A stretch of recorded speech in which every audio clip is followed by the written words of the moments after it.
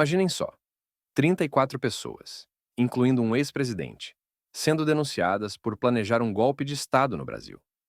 Parece roteiro de filme, mas é a realidade que estamos vivendo hoje.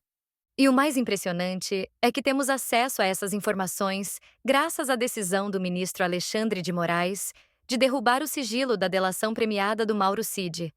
É como se estivéssemos vendo os bastidores de uma das maiores conspirações políticas da história recente.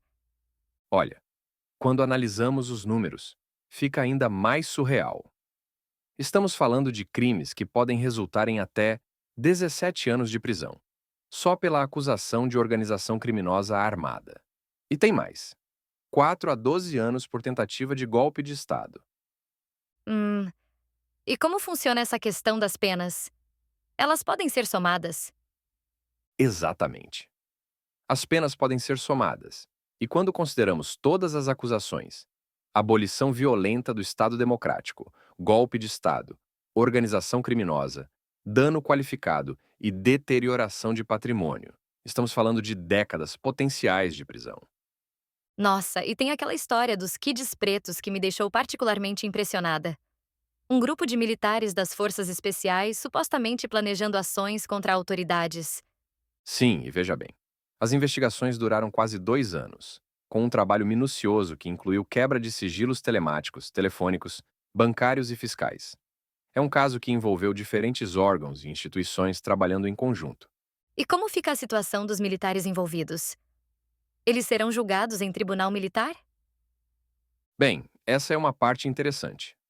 Apesar de serem militares, eles devem ser julgados pela justiça comum, já que os crimes são considerados tipicamente civis. Eles agiram mais como funcionários públicos do que como militares. E aquela estratégia da PGR de dividir a denúncia em 5 partes diferentes? Parece uma decisão bem específica. Olha, é uma estratégia que tem prós e contras. Por um lado, pode facilitar o andamento do processo, mas por outro, alguns especialistas alertam que pode dificultar a comprovação do crime de organização criminosa, já que fica mais complexo estabelecer as conexões entre os diferentes grupos. Você sabe que isso me faz pensar nos próximos passos. O que acontece agora? Então, os denunciados têm 15 dias para apresentar suas defesas. Depois, o ministro Moraes deve decidir se recebe a denúncia, total ou parcialmente, ou se arquiva o caso. A tendência é que ele leve para análise da primeira turma do Supremo Tribunal Federal. E essa primeira turma tem uma composição bem interessante, não é? Sem dúvida, estamos falando de Cristiano Zanin, Carmen Lúcia, Luiz Fux, Moraes e Flávio Dino, cada um com sua própria trajetória e visão jurídica. E tem um detalhe importante: existe a possibilidade do caso ser enviado para a primeira instância, já que Bolsonaro não tem mais foro privilegiado. Mas enquanto isso, ele continua inelegível por causa daquela decisão anterior do TSE, certo? Exatamente.